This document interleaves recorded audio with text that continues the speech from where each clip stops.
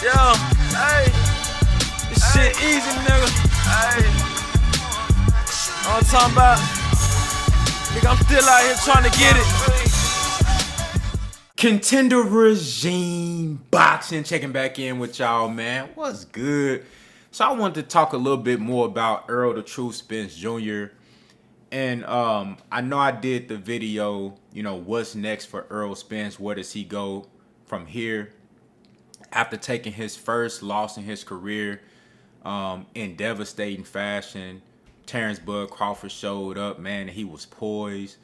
He was on point. He was sharp. I knew everything that Terrence Crawford could do. I knew how great of a fighter Terrence Crawford was. I knew how great of a fighter that Errol Spence was. But Terrence Crawford just showed up and seized the moment. And the moment wasn't too big for him. You know what I'm saying? And he went in there and did what he's supposed to do when, you see an opponent that you feel that you better than, that you know that you better than, and you go in there and you take advantage of any weakness, any opportunity.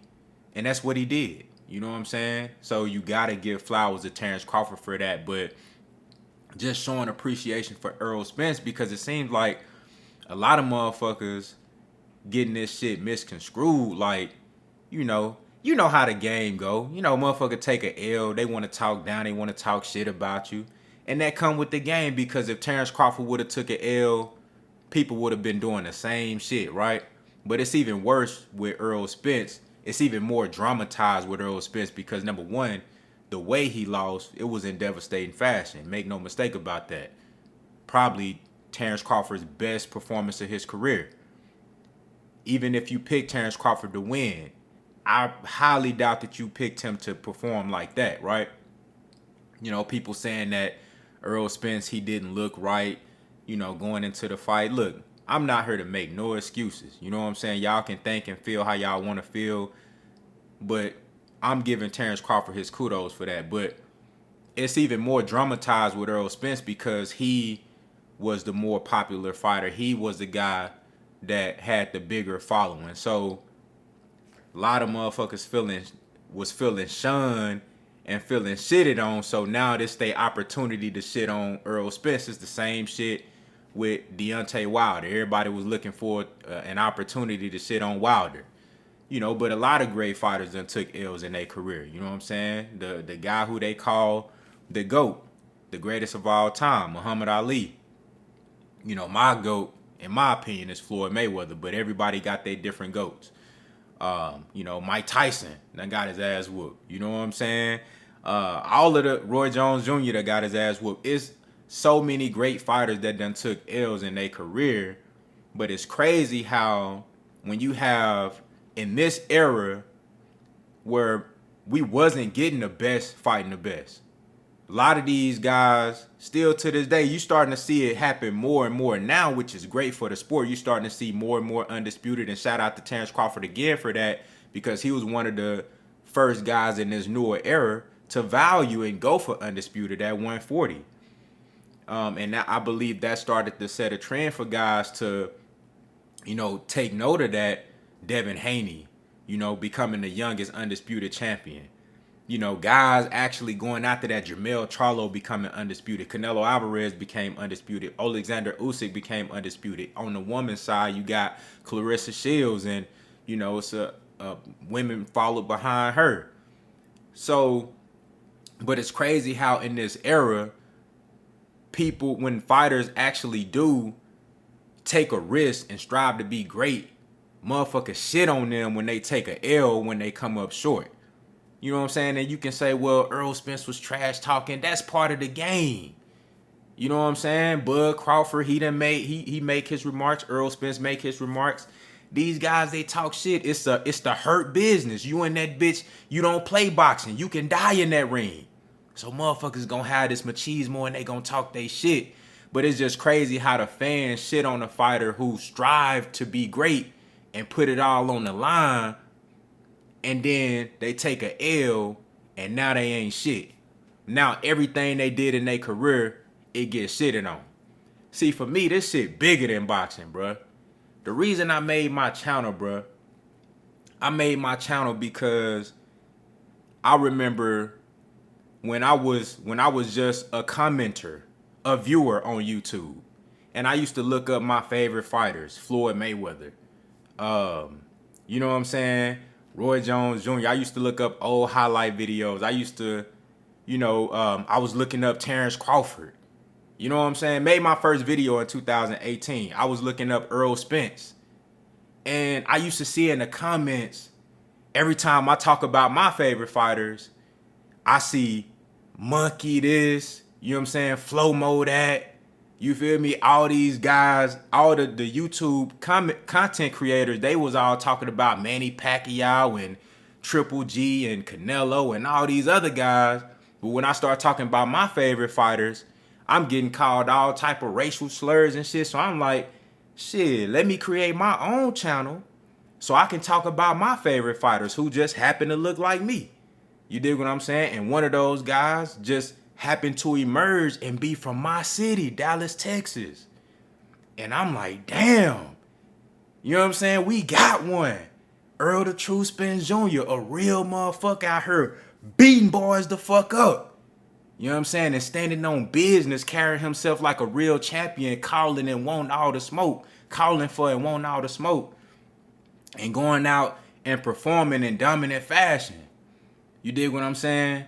I remember when Adrian Broner, he was another one of my favorite fighters. I remember when he skipped 2 weight classes. He went from 135, skipped 140, went straight to 135. He had one fight at 35, and he fought Antonio DeMarco in his first fight for a title. Skipped over 40, went straight to 47, and fought. Of course, he fought Paulie Malignaggi, got that he won a title, and then went from pillow-fisted Paulie Malignaggi to the hardest hitter in the division, Marcos Maidana.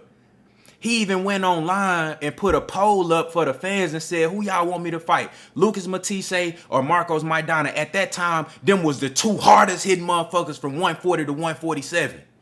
That man went up and fought Marcos Maidana, got his ass whooped, and everybody shitted on him.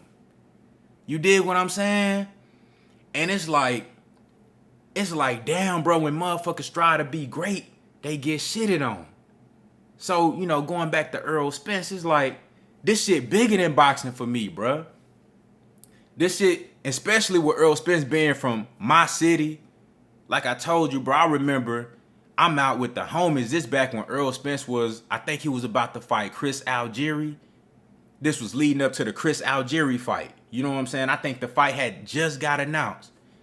And, we was out at this spot called Black Diamonds. If you from Dallas, and it ain't around no more. If you from Dallas, you know what Black Diamonds is. You know what I'm saying? If you was in the city at that time. You know what I'm saying? And, casually, I hollered at him, Earl. You know what I'm saying? Come here. He turned around. Bruh, don't know me from a can of paint.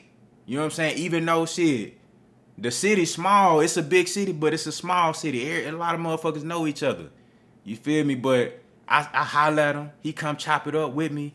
I'm just telling him, bro, like, damn, bro, keep doing what you doing, bro. Like, you putting the city on, bro. You know what I'm saying? Like, we need a motherfucker like you, like, leading the way and just bringing a certain level of prestige to the city, especially in boxing, because we ain't really have shit like that going on. You feel me? And he, he take that information in stride and continue and go on to be a unified champion, bro, do great things. And, the whole city rooting for him. I remember when, when he been having fights in the city at the Bomb Factory, shit like that. But I remember when he had his first big event coming out party when he fought Carlos Ocampo at the Star. 15,000, brought the whole city out at the Star. You feel me? In Frisco, brought the whole city out. Big event. People outside, people packed on the inside, sold that motherfucker out. You know what I'm saying? Like, that's real love, bruh. This shit bigger than boxing with Errol Spence. So it's like I can see Errol Spence go up against a guy like Terrence Crawford, and I understand, bro. I'm not fucking dumb, bro. I know what the fuck Terrence Crawford can do. If y'all take that hate out y'all heart and y'all listen to my breakdowns of Terrence Crawford, You never heard me say Terrence Crawford was a trash fighter. You never heard me not say that Terrence Crawford wasn't great. You know what I'm saying? You never heard me not give Terrence Crawford his credit as far as his skills and his abilities. But I believe that so much in Errol Spence. And even if I had doubt in my mind on, damn, how he gonna deal with this or how he gonna deal with that.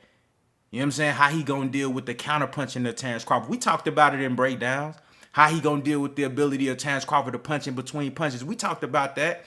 How he gonna deal with the hand speed advantage of Terrence Crawford. How he gonna deal with the arm reach advantage of Terrence Crawford. I can go in knowing all this shit, bro. But I believe so much in Errol Spence and the fact that I want the shit that I believe to actually be true in this particular matchup, bro. I'm riding with it. I don't give a fuck. You feel what I'm saying? This shit bigger than that.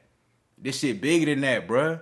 And even after the fact, you know what I'm saying, him taking the L, he got my support 100%, bruh.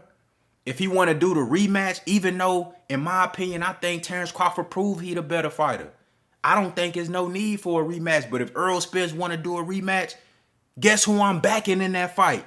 I'm rocking with Errol the True Spence Jr. After what we just seen, I'm still picking Errol Spence. Fuck is you talking about? I'm still picking Errol Spence. Because that's just who I'm riding with. I'm supporting, bro. You dig what I'm saying? And I'll tell you another thing, how motherfuckers got this shit fucked up. You know, people trying to act like I'm supposed to be fucked up because Terrence Crawford won. People acting like this one of the biggest points, going back to why I made my channel. People acting like I'm supposed to be fucked up because Terrence Crawford won. Or I'm supposed to be down and out. Or I'm not supposed to give Terrence Crawford his credit. Or I'm not supposed to uplift Terrence Crawford. You goddamn right I'm going to uplift Terrence Crawford to give him his credit. He deserved that. I asked for proof that you the best, and you made the matchup that I wanted to see, that we've been talking about for 5 years, to prove that who the best is, and he did that. He gonna get love and he gonna get respect and he gonna get credit for that. And Errol Spence, he lost to a black man. You feel what I'm saying? So that man finna go up, and I'ma help push him. I'ma use my platform to uplift Terrence Crawford even more. Even though shit, he deserve it. He done already put the work in. He don't really need me to uplift shit. But he gonna get that support from me because I'm just a real motherfucker. And Errol Spence gonna continue to get that love and that support and that respect as well. You feel what I'm saying?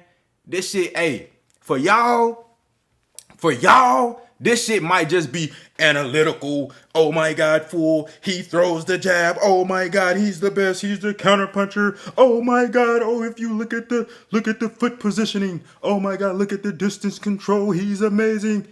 For y'all, this shit just the analytical breaking down boxing. This shit bigger than boxing for me, bro. Yeah, I love boxing. And I know what the fuck I'm talking about. And I talk this boxing shit with the best of them. You feel what I'm saying? But this shit bigger than boxing for me. So, hey, appreciation for Errol Spence, bro. Bro, keep doing your shit, dog. You know what I'm saying? You still a champion, bro. You still a real motherfucker. Yo, you got one loss to the best fighter in the sport, bro. One loss to the best fighter in the sport. Like I said, bro, the best fighters, if you go down the list of the top 50 greatest fighters, 97% of them got their ass whooped before. It happens. It happens. This don't erase shit that Errol Spence did, bro. You still that motherfucker. And I'm still rocking with you. And I'm rocking with Terrence Crawford. You feel me? And I'm rocking with Devin Haney. And I'm rocking with Shakur Stevenson. And I'm rocking with Tank Davis. You feel what I'm saying? And I'm rocking with Deontay Wilder. I'm rocking with Boots Ennis. You feel what I'm saying? I'm rocking with Stephen Fulton. You feel what I'm saying? Yeah, that's how I'm rocking, man. You know what I'm saying? So y'all let me know what y'all think down in the comments, man. Like, how y'all feel about all this? Like, y'all see how motherfuckers try to throw a motherfucker away, bro? Everything they done did after taking one L, that shit crazy, ain't it? You know what I'm saying? That shit crazy. But look, Y'all can move how y'all want to move. This shit bigger than boxing for me, man. Y'all let me know what y'all think, man. Contender Regime Boxing. I'll holler at y'all boys, man.